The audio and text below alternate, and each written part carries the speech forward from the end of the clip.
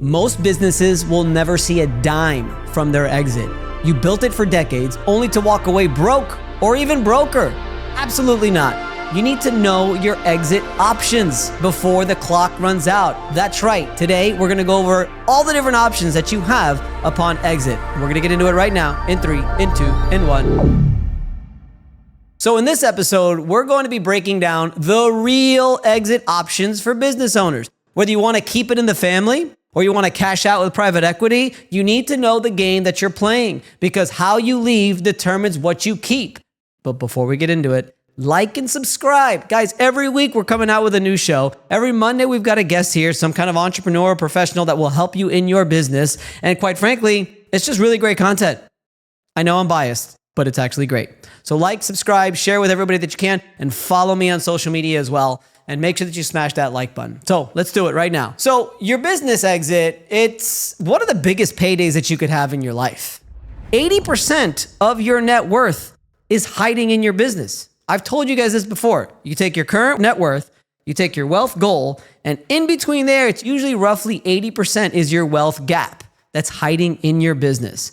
But before you understand how you value the business and how you put your multiples, you must understand the pros and cons of each option that you actually have in the exit of your business so that you can exit on your terms. I know a guy who built a killer company for over 25 years. When it was time to exit, he literally handed the keys of his Maserati to his son.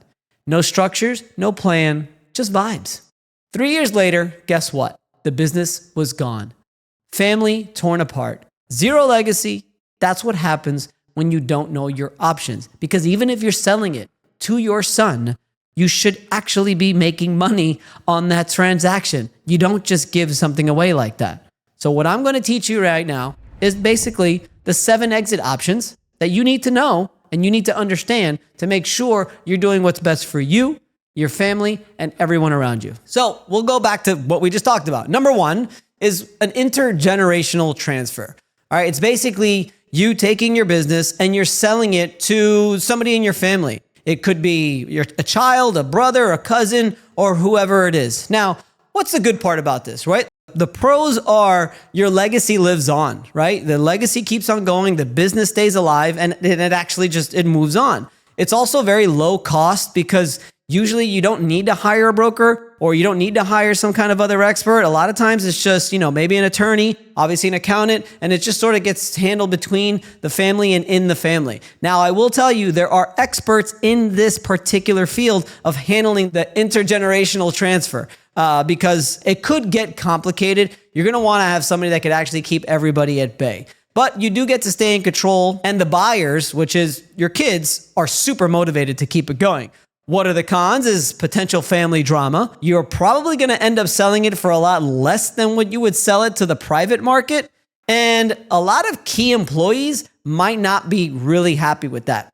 Here's the real talk about this. 50%, and these are studies that have been done, 50% of owners want to sell to their kids and to someone in their family. Only 30% actually do it. Do you know why? There's no plan. You have to get everybody ready beforehand, and you do have to hire an expert to advise you to make sure you have everything in place to do it correctly upon the time that actually comes. Next one, number 2, management buyout, also known as MBO. This is when somebody on the management team actually takes over the company. This is smooth, usually very smooth transition. You've got motivated buyers. Your team stays intact. Everybody knows the systems, the processes. Everybody understands the business model, and it actually happens quite nicely. The cons, however, is, the buyers might be broke. The deal terms might suck. Also, you're going to have to make sure that you have very, very strong contracts in place so that the transition actually happens smoothly. And quite frankly, you're only going to do this if your leadership team has skin in the game. You want to make sure that everybody in the leadership team really has a little bit of piece of everything to make sure that, upon your exit, everybody's just sort of moving in motion and has a little bit of equity in it themselves. Number 3, sell to existing partners, like actual partners who are already there. They're already partners with you, but you're just done. You want to get out. You don't want to deal anymore. You just sell to them. Low drama. It's a planned exit. They already know the business. They already understand it. However, the sale price is, again, usually lower because you're selling it to somebody that you actually know very well. Partner beef can actually erupt, which is never a good thing. And you got to make sure that you have a very strong buy-sell agreement. Buy-sell agreement is something that we go over all the time with potential sellers or just people looking for exit advice. Your buy-sell agreement, I can't tell you, is one of the most important documents that you have in your business with your partners. I know professionals that I can refer you to right now that can go over those things to make sure that you're covered. Buy-sell agreement, for one example, is if you die, does your spouse take the business? Does it go to your partner? These are things that you have to make sure that you work out. Make sure that you review that buy-sell agreement now. That's the most important thing that you have in your business. Next one is the famous ESOP. What does ESOP stand for? Employee Stock Ownership Plan. I love this one. This one's fantastic. There's so many benefits. You're literally rewarding your team. You're rewarding your employees. What you're doing is you're taking the sale price and you're basically, in a nutshell, divvying it up amongst all of your employees. How sweet of a deal is that? You defer taxes as well. Like, it's a great, great tax benefit. And really, you keep the culture in place. And you don't have to completely get out. You could actually stay on a little bit, still get some money in return as you're basically retired. A lot of good things come from it. The problem is that it's very, very, very complex. So complex that I'm actually having trouble explaining it to you because there's a lot of stuff that goes into it. It can be extremely expensive to set up. I'm talking about borrowing money and then having it put in a trust account and then the stocks being divvied out to the different employees on a point here and a point there from the trust account. It's just very, very complicated, and I wish I could explain it to you more clearly. You can go ahead and bash me in the comments if you want, but it's just a complicated process. But I personally love the idea of it because you're just rewarding all of the employees in your company, and you're still getting out and doing what you want to do. Just make sure that you have a strong leadership team, because if not, this concept kind of just crashes. Everybody's got to be on the same page. The next one is by far the most popular one. This is selling to a third party. You got a strategic buyer, financial buyer, and then you've got private equity, right? So this is like the companies that you could go on Biz Buy Sell and you become basically a strategic buyer or financial buyer. The difference between a strategic buyer and financial buyer,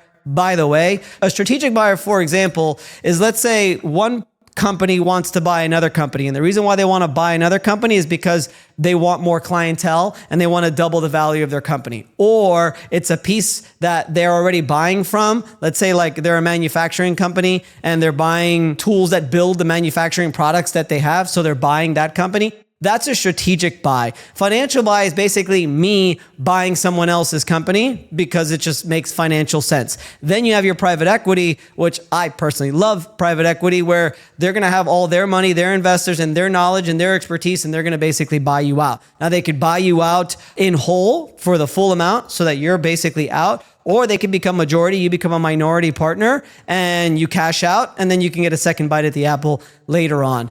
One of the pros of selling to a third party, it's by far the highest sale price that you're going to get, no matter what, because basically it's a bidding war. The highest bidder is going to ultimately, buy your business. The way that works, it's fast cash, and honestly, it's a clean break. If you've got your valuations right, if you've got all the capitals put in place, and you get that top exit, you're out, you're good, and it's a beautiful thing. The cons are it is a long process, just because you're basically getting a stranger who knows nothing about you or your company, and they're going to take a deep dive into that company. They're going to meet all your employees. They're going to look at your books. They're going to do all kinds of due diligence, and it could take at minimum 9 months, maximum about 12 months. The going rate is about 9 to 12 months. It could be a little bit less. It could be a little bit more. Your privacy is kind of gone. Obviously, there's a lot of confidentiality. There's NDAs that are signed, but you're getting people, again, from the public who are coming in, signing an NDA and finding everything about your company. And it could be a little bit of an emotional roller coaster. So this is what most people dream of. It is the ultimate third-party exit, but you better be ready to clean house and run a tight ship, because during that 9 to 12 months, you have to keep operating your business as usual. And also just make sure that you've got all those capitals that we've talked about. You've got really good structure and systems and processes and customers and employees, and everything is in place the way it is, because then you're not going to get that fat exit that you really want. So just keep in mind, by far the most popular, by far the most money you will make off of your business, but there's always its cons as well. The next one is recapitalization or refinancing. What you're doing is you're just getting some liquidity, right? You're reducing risk. and you're really just going to get money to fund your growth. This is not really an exit. It's more like an influx of money that you're getting so you can ultimately scale a little bit. The problem with that is it could come from people and organizations and other things that,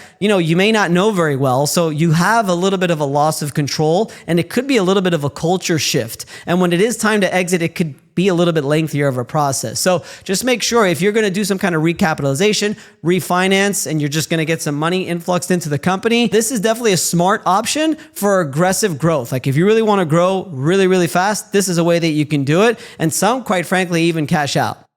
And then the last one, which is what nobody really wants, is liquidation. That's basically you're letting your company go. The pros is if you do have already quite a bit of money in the account, let's say, and you've just cut a lot of expenses, you could just take that cash and then you could use it. And it may be for more than what you could sell it for. So there are options, there are benefits to liquidation. It is fast, it's cheap, right? And it's efficient. The cons is you're not really getting any value for what you've built for so long. It's called goodwill. You're not getting any value for your goodwill. It could be emotionally brutal. I mean, you've invested all of your time for so long and even your money, and that's it. You've got to liquidate your company because it's over, guys.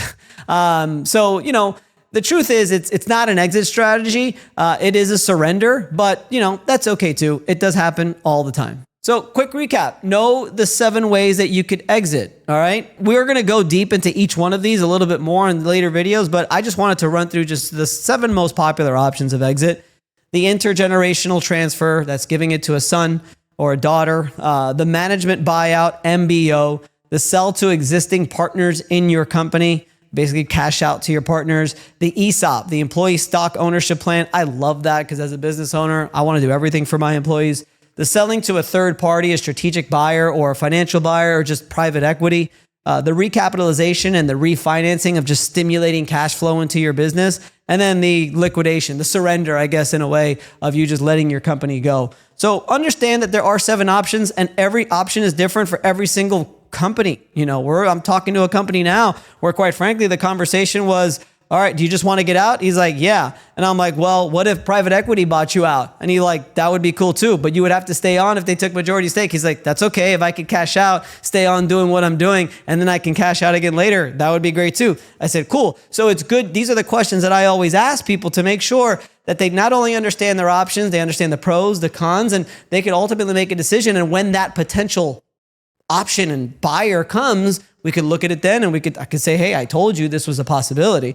So, don't wait until it's too late. Start thinking about these things. You don't know. I know for me personally, I'm a big fan of the private equity option just because the 2 and 3 bites of the apple, I think is just a really cool thing where private equity group comes in not only with money, but with experience and knowledge to freaking scale your business. So they come in, they take, let's say 51% ownership. I'm now 49%, but I just cashed out 51% of my business, which may have been half of what I wanted to make. But what's going to happen over the next 5 years?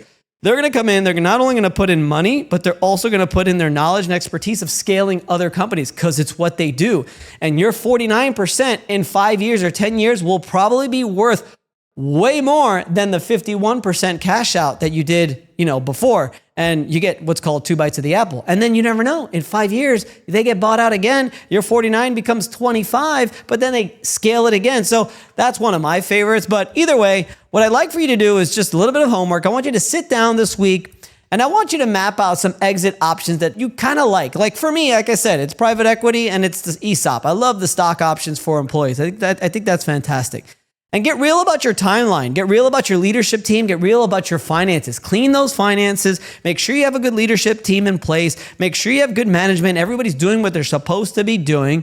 Because if you don't know where to start, start somewhere. And this video could really just hopefully open up your mind, open up your ideas to actually thinking of something. So we've got an exit planning toolkit in the description. Click that. It's free. You can go ahead and use that. That'll give you a little bit of guidance on exactly what you should be doing for proper exit planning. You built this business that you own with blood, sweat, and sleepless nights. Trust me, I know. I feel you. Don't throw it all away with a half-assed exit. Be ready, be planned, and be just ready to do exactly an exit on your terms. And also, hit like, hit subscribe, go to that exit planning toolkit now. I think you'll like it. remember that your future self will thank you if you download this and you go ahead and do this properly. So like, subscribe, share with everybody that you can. Follow me on social media, and we'll see you next week. Peace out.